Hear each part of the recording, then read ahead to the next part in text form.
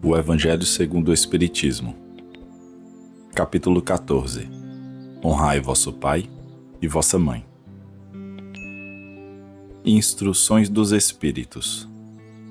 A ingratidão dos filhos e os laços de família. Santo Agostinho, Paris, 1862.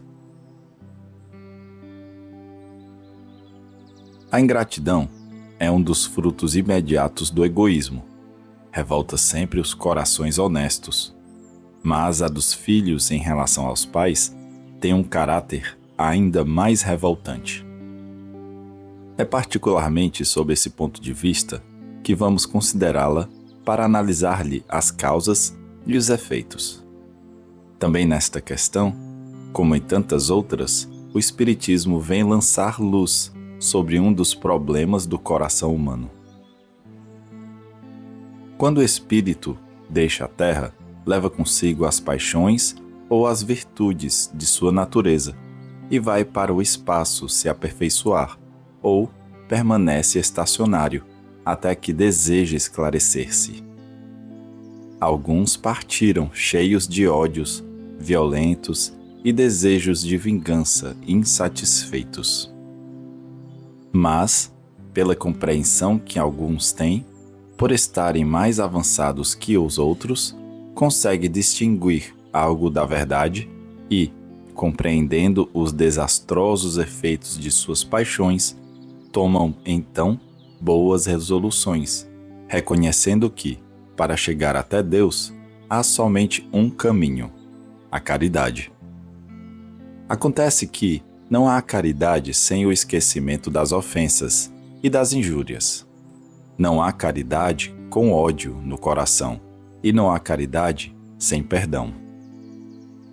Então, com um grande esforço, observam aqueles que odiaram na terra. Ao vê-los, o rancor é intenso. A ideia de terem de esquecer de si mesmos lhes revolta, e revoltam-se ainda mais ao saber que têm que perdoar e, principalmente, amar aos que talvez lhes tenham destruído a honra, a fortuna e a própria família. Assim é que o coração desses infortunados está abalado. Hesitam, vacilam, movidos por esses sentimentos opostos. Se a boa resolução triunfa, oram a Deus, imploram aos bons espíritos para lhes dar forças no momento mais decisivo da prova. Enfim, após alguns anos de meditações e preces, o espírito aproveita de um corpo que está em preparo e encarna na família daquele a quem detestou. Pede aos espíritos encarregados de transmitir às ordens superiores permissão para realizar na terra os destinos desse corpo que acaba de se formar. Qual será então a sua conduta nessa família? Dependerá da maior ou menor persistência de suas boas resoluções. O contato incessante com os seres a quem odiou é uma prova terrível, sob a qual ele, às vezes, fracassa, se a sua vontade não for bastante forte. Dessa forma, de acordo com a boa ou má resolução que tomar, será amigo ou inimigo daqueles no meio dos quais terá que viver. Assim se explicam ódios, repulsas instintivas que se notam em algumas crianças e que nenhum ato anterior parece justificar. Nada, de fato, nessa nova existência pode provocar essa antipatia. Para compreendê-la, é necessário voltar os olhos ao passado. Espíritas, compreendei o grande papel da humanidade. Compreendei que, quando se gera um corpo, a alma que nele reencarna vem do espaço para progredir. Cumpri vossos deveres e colocai todo o vosso amor em aproximar essa alma de Deus. Esta é a missão que vos está confiada e recebereis a recompensa, se a cumprirdes fielmente. Vossos cuidados, a educação que lhes dareis, ajudarão o seu aperfeiçoamento e ao seu bem-estar futuro. Lembrai-vos de que, a cada pai e a cada mãe, Deus perguntará: que fizestes do filho confiado à vossa guarda? Se permaneceu atrasado por vossa culpa, vosso castigo será vê-lo entre os espíritos sofredores, quando dependia de vós a sua felicidade. Então, vós mesmos, atormentados pelo remorso, pedireis para reparar essa falta. Solicitareis uma nova encarnação para vós e para ele, na qual o rodeareis de melhores cuidados, e ele, cheio de reconhecimento, vos retribuirá com o seu amor. Não rejeiteis, portanto, o filho que no berço repele a mãe, nem aquele que vos paga com ingratidão. Não foi o caso o que fez assim, e nem a sorte o enviou para vós. Uma intuição imperfeita do passado se revela, e disso podeis deduzir que um ou outro já odiou muito, ou foi muito ofendido. Que um ou outro veio para perdoar, ser perdoado ou expiar. Mães, abraçai o filho que vos causa desgosto, e dizei a vós mesmas: um de nós é culpado. Fazei por merecer os prazeres que Deus concede à maternidade, ensinando a vossos filhos que eles estão na terra para se aperfeiçoar, amar e abençoar. Porém, muitas dentre vós, ao invés de tirar pela educação os maus princípios inatos de existências anteriores, mantêm e desenvolvem esses princípios por culpa da fraqueza com que agem ou por despreocupação, e mais tarde, vosso coração, amargurado pela ingratidão dos filhos, será para vós, já nesta vida, o começo da vossa expiação. A tarefa não é tão difícil quanto poderíeis pensar. Ela não exige o saber do mundo. Tanto o inculto quanto o sábio podem cumpri-la, e o Espiritismo vem facilitá-la, fazendo-nos conhecer a causa das imperfeições da alma humana. Desde o berço, a criança manifesta os instintos bons ou maus que trazem na sua existência anterior. É preciso aplicar-se em estudá-los. Todos os males têm origem no egoísmo e no orgulho. Analisai, portanto, os menores sinais que revelem o germen desses vícios e empenhai-vos em combatê-los sem esperar que criem raízes profundas. Fazei como o bom jardineiro, que corta os brotos daninhos à medida que os vê nascer na árvore. Se deixardes desenvolver o egoísmo e o orgulho, não vos espanteis se serdes mais tarde pagos com ingratidão. Quando os pais fizeram tudo o que deviam para o adiantamento moral dos filhos e, apesar de tudo, não alcançaram êxito, sua consciência poderá ficar tranquila, e é natural o desgosto que sintam por verem fracassados todos os esforços feitos.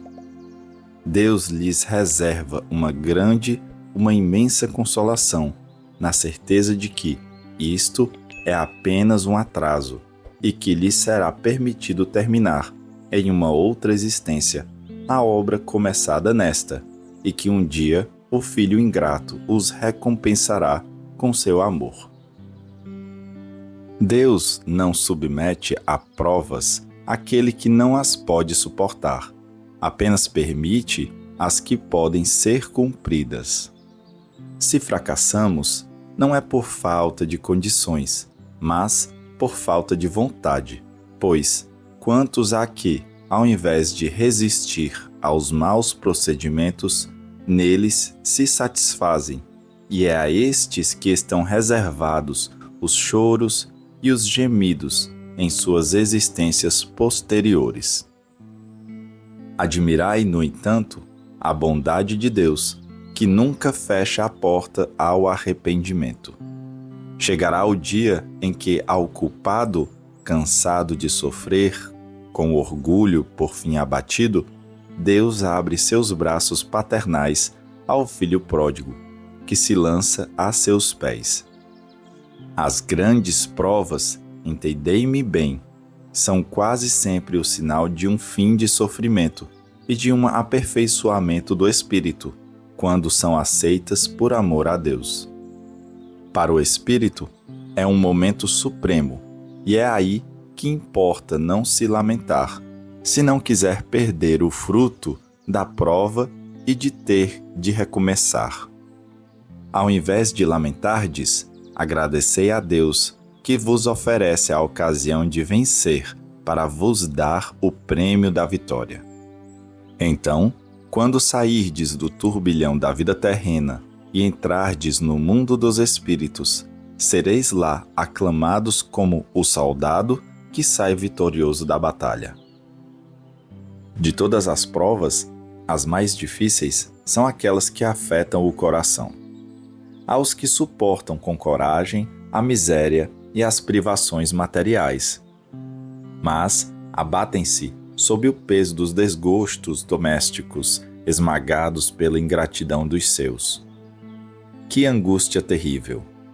Mas o que pode, nessas situações, reerguer a coragem moral, senão o conhecimento das causas do mal e a certeza de que, se há longas discórdias, não há desesperos eternos, porque Deus não quer que a sua criatura sofra para sempre.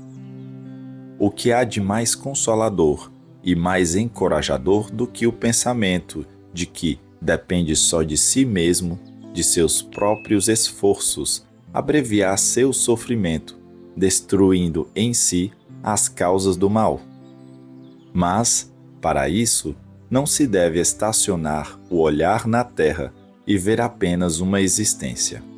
É preciso elevar-se, planar no infinito do passado e do futuro.